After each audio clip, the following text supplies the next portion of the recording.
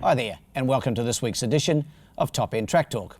I'm Andrew O'Toole, and this year's Great Northern Darwin Cup Carnival kicks off this coming Saturday with the running of the Hot 100 Darwin Guineas, which is day one of the carnival. With no less than 9 races and some 92 acceptors, the action on the track is bound to be outstanding, and some of the top end's best, as well as some talented visitors, will do battle this coming weekend. With each way betting in all but one race on the card, it augurs well for a tremendous start to this year's carnival, which gets underway at 12:50 NT time on Saturday afternoon. The opener is the Campaign Edge Sprout Handicap, a 3-year-old 0 to 64 event over 1,600 metres, and my numbers are 1, 2, 3 and 6.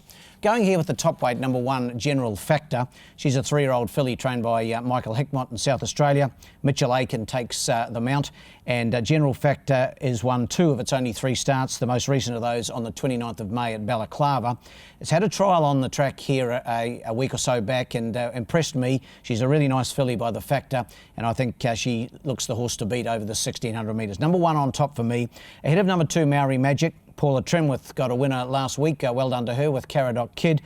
Paul Denton takes the mount here on Maori Magic. It was a good run first up on the track behind Poet's Landing. That was in the lead up to the Guineas a fortnight ago, and I think Maori Magic will improve with that run. In for third, the second of the Hickmott stablemates in Hindley Street. Shane Cahill, the visiting South Australian rider, takes the mount here, and Hindley Street, a last start winner at Port Augusta. That was on the 9th of June. And in for fourth, number 6, Yulong Awesome. 1, 2, 3 and 6 in the first. The second's the mixed 104.9 handicap. It's for the 0 to 58 gallopers over 1,300 metres and a capacity field engaged here. My numbers 7, 2, 4 and 1.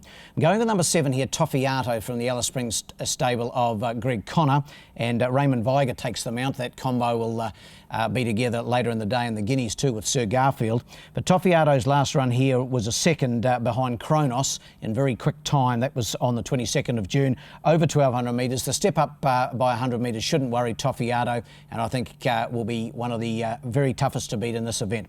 Got it on top ahead of number 2, Hurry Home Harry.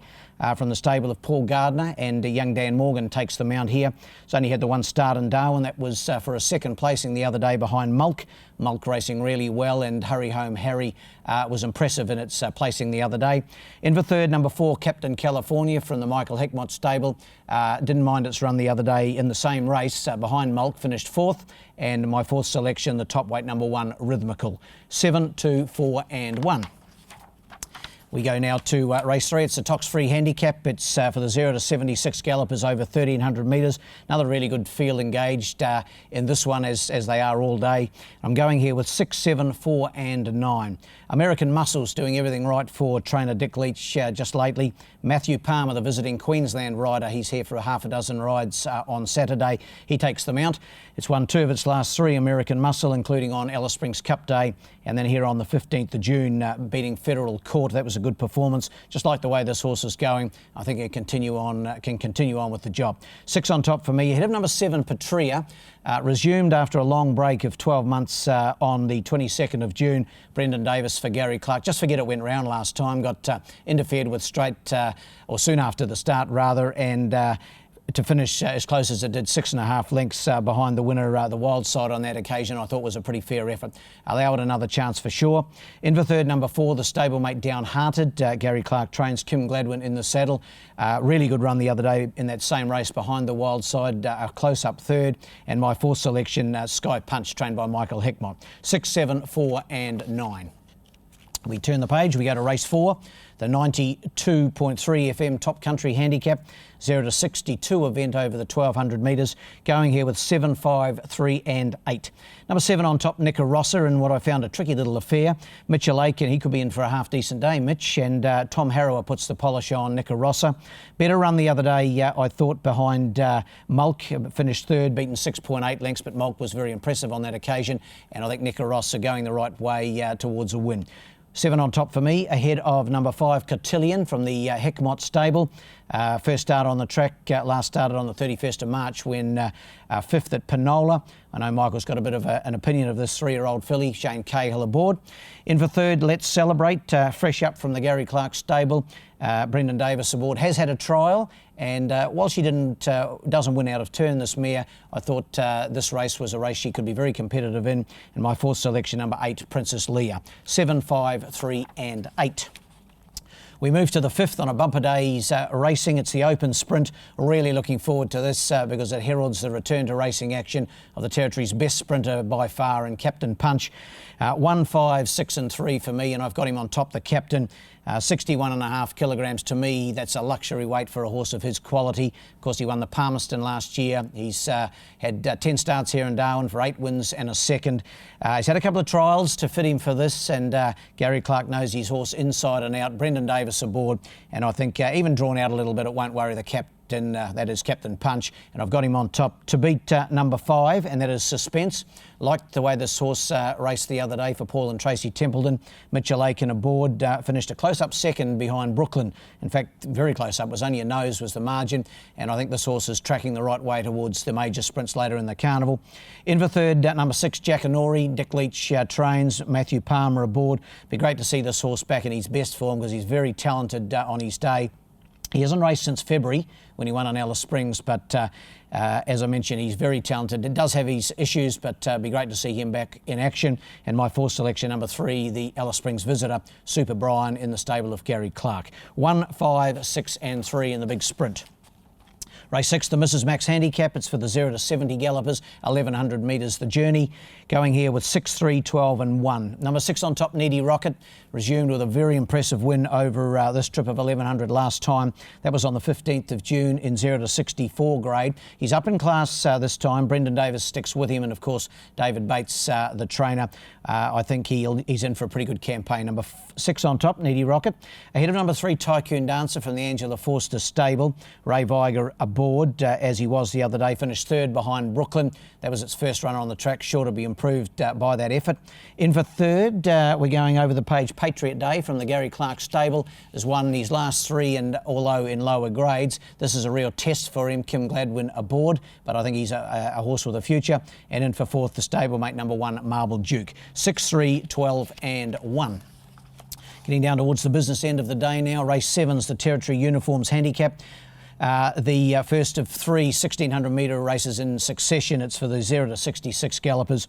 I'm going here with 2, 4, 6 and 3. I think one of the better bets of the day here. Number 2, Wicked Rhythm. Phil Cole trains, Jared Todd aboard.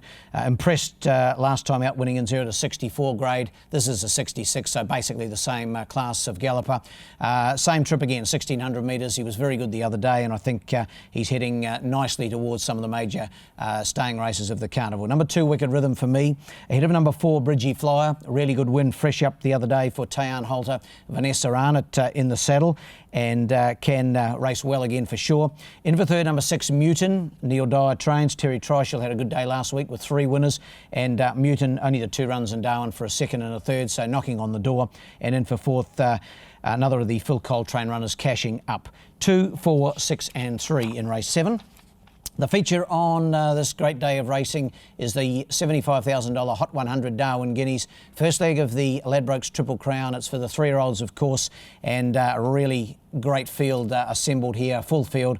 And I'm going with 10, 9, 8 and 7. Going here with number 10, and that is Sir Garfield, trained by Greg Connor, and Raymond Viger in the saddle. And Sir Garfield, at his first run in Darwin, finished a very close second behind Poets Landing. That was a fortnight ago. That was 1,300 metres. The increase in distance won't worry this big grey. He's a son of Barbados, and Greg will have the horse cherry ripe, I'm sure, for the Guineas. Number 10 on top for me, ahead of number 9, Sava 2XL. The star 3-year-old in Alice Springs, of course, now in the stable of Gary Clark, of course, formerly trained by Will Savage, who still owns the horse. Brendan Davis takes the mount. This horse hasn't raced since going to Queensland and finishing down the track in the Fred Best Classic. Prior to that, of course, he'd won the Guineas. He finished third in the Alice Springs Cup. He won the Chief Ministers down there against the older horses. He's a class act, and if he can adapt to the Darwin track and that latest trip to Queensland hasn't taken it out of him. He'll give them all plenty to chase. In for third, number 8, Poets Landing. Couldn't have done any more than what he did in winning here a fortnight ago. Lloyd Kennewell and Paul Shires, the combination. Paul, of course, has won this race no less than 8 times, so you'd pay to have him right in your multiples. Poets Landing. And in for fourth, number 7, Pagman. 10, 9, 8 and 7 in the big one, the Hot 100 Darwin Guineas. And the last is the Milan Handicap. It's the benchmark 73, also over the 1600. And I'm going here with 5, 1, 2 and 4. Number 5 on top for me, the Michael Hickmott trained Adato. Really liked his run here a week ago behind Backslap. That was in the Rowant Cup. Mitchell Aiken takes the mount here. Nathan Day rode last week, but Mitch back on Adato, and he's racing in good form, and I think he'll beat his stablemate, number 1, Lider. I've got him in to run second, Lider. Of course, the Alice Springs Cup winner, hasn't raced since that run. Shane Cahill aboard, and I know Michael's delighted with Lider's progress. Of course, third and second in the last 2 Darwin Cups.